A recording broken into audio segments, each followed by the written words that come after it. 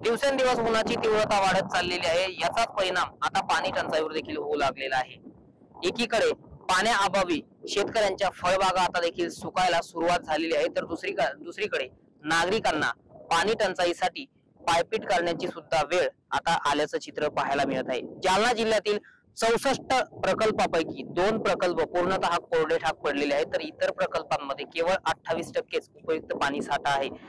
जालना जिल्ह्यातील बदनापूर तालुक्यात सर्वाधिक दुष्काळाची दाहकता जी आहे ती पसरलेली आहे आणि पाणी टंचाई निर्माण झालेली आहे। सद्यस्थितीला बदनापूर तालुक्यात 10 टँकरद्वारे जवळपास 25,000 नागरिकांना 5 गावं आणि 3 वाड्या असा यांचा समावेश आहे। त्यातील नागरिकांना पाणी पुरवठा सुरू आहे।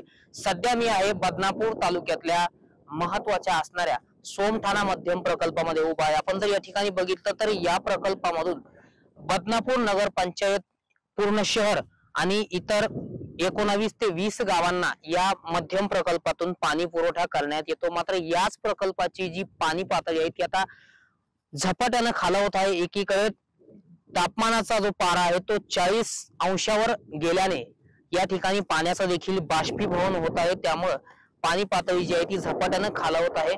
आणि दुसरीकडे आपण जर बघितलं तर बदनापूर तालुक्यातच जालना जिल्ह्यात भीषण पाणी टंचाई निर्माण झाल्याचं चित्र जे आहे ते आता पाहायला मिळत आहे।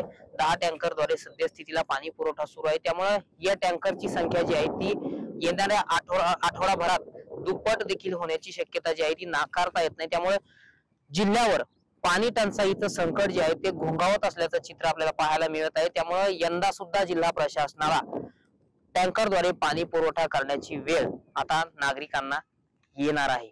त्यामुळे नागरिकांची सुद्धा आता येणाऱ्या काळात पायपीट जरी होणार असली तरी जिल्हा प्रशासनाकडून किती टँकर सुरू करण्यात येतात आणि नागरिकांची पाणी टंचाईची समस्या सुटणार का हे देखील पाहणं महत्त्वाचं ठरणार आहे।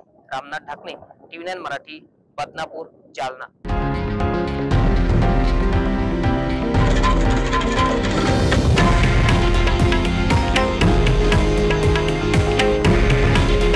हे आहे देशातील नंबर 1 न्यूज नेटवर्क आणि आपण पाहत आहात TV9 मराठी।